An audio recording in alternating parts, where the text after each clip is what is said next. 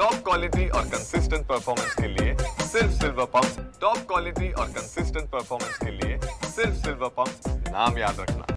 स्वारगेटमधल्या बस अत्याचार प्रकरणानंतर शहरामधली जी धूळखात पडलेली बेवारस वाहनं आहेत त्यांचा मुद्दा जो आहे तो पुन्हा एकदा चर्चेमध्ये आलेला आहे।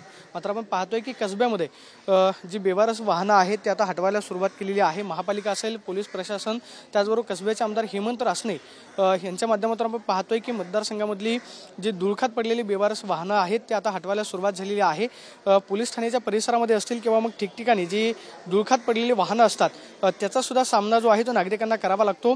दुचाकींबरोबर जी चारचाकी वाहनं त्याच्यामध्ये सुद्धा गैरप्रकार जे आहेत ते चालतात। ही खरं तर घटना स्वारगेटमधल्या बस आगारामध्ये समोर आली। त्यानंतर आपण पाहतोय की आता महापालिका कर्मचाऱ्यांच्या वतीनं शहरामधल्या विविध रस्त्यांवरती जी बेवारस पद्धतीनं वाहनं पडलेली असतात ते आता हटवायला सुरुवात झालेली आहे।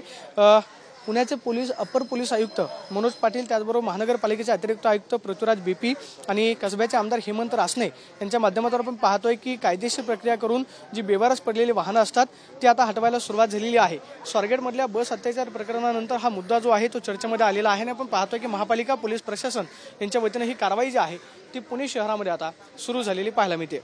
कॅमेरा पर्सन तुषार ननवरेसह प्रदीप कापसे, TV9 मराठी, पुणे।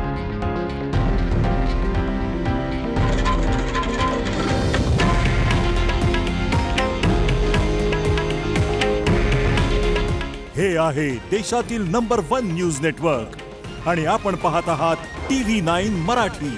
काळजी तुमची, हित महाराष्ट्राचं।